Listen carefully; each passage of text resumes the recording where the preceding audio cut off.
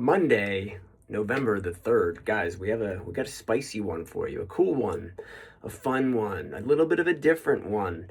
But of course, this is CrossFit, and these are movements you've done many, many times before. In fact, this is a snatch cycle. So let's put it to good use by immediately kicking off a 15-minute workout. So there is a cap on this.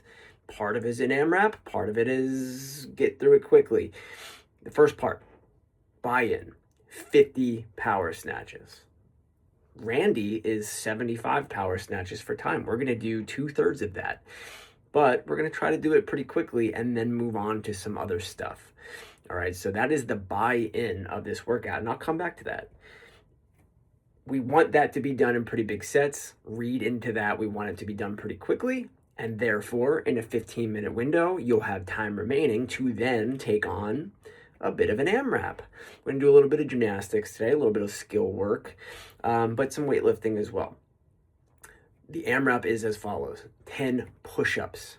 10, tell me if you've heard this one before, sumo deadlift high pulls, and then 30 double unders. So you recall from last Wednesday, our WOD had 60 double unders in it every single round. Let's dial that back by half and see if anything changes. Let's immediately get back to work on those double unders and see what can we do today. Now, I don't know how much time you're going to have during that AMRAP. I know how much time I want you to have during that AMRAP. I want you to have 10 minutes or maybe more on that AMRAP. And if you did, great, because then the amount of time you spend on the double unders matters slightly less. You get to kind of choose today. Do I want this to be about the double unders? Or do I want this to be about getting a really good workout? I want it to be about getting a really good workout. So I'd like to hold you to, let's not spend more than a minute on those double unders, or let's choose a lesser consistent number of double unders to do. I don't want anyone, pretty much this entire cycle, I'll probably say this, I don't want to resort or jump immediately to singles when I have double unders at any point. I'd rather find a compromise that allows me to work on that skill within the context of a workout. Whatever that means to you, because we're all sort of all over the map with regards to how we are, what our experience level with double unders is right now. Let's go backwards through the movements.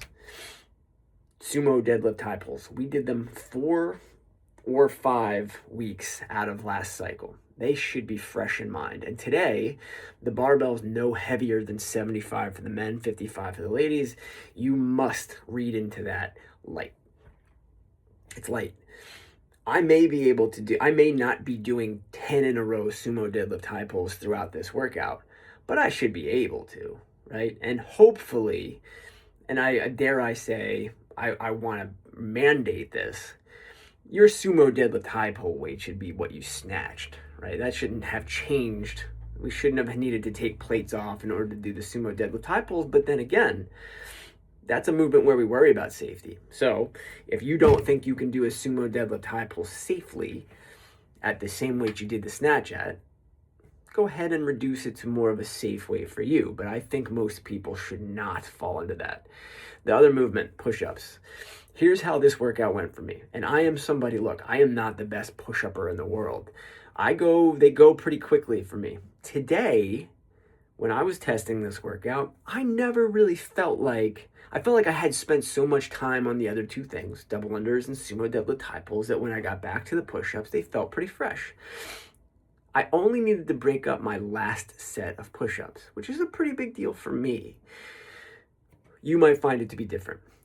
Ultimately, we don't want the push-ups to be any more of a bottleneck than the double unders, okay? So what does that mean to you? Some people may choose to do a lesser amount as long as it's a really good technique. Others, you already know what it is that you do to modify push-ups. So love an idea of, hey, I got a couple good push-ups and then I move to the box, or then I move to the band, or then I move to the low barbell, whatever it may be.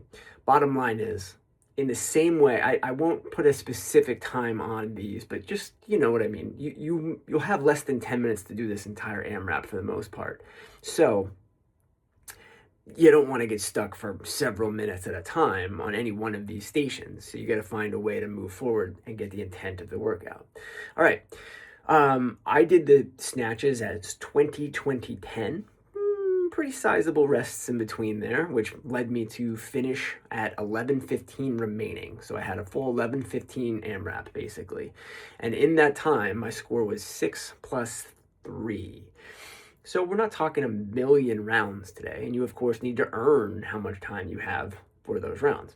But like I said before, I felt like the sumo deadlift high pulls, which I did unbroken, and the double unders, which I didn't do unbroken, but I do relatively fast, gave me enough to do that was not chest related, so that when I got back to the push-ups, they went pretty well. But everybody's going to vary, just trying to give you what I would expect. All right. Enjoy. Oh, the snatch complex, different video. Go find it. Enjoy.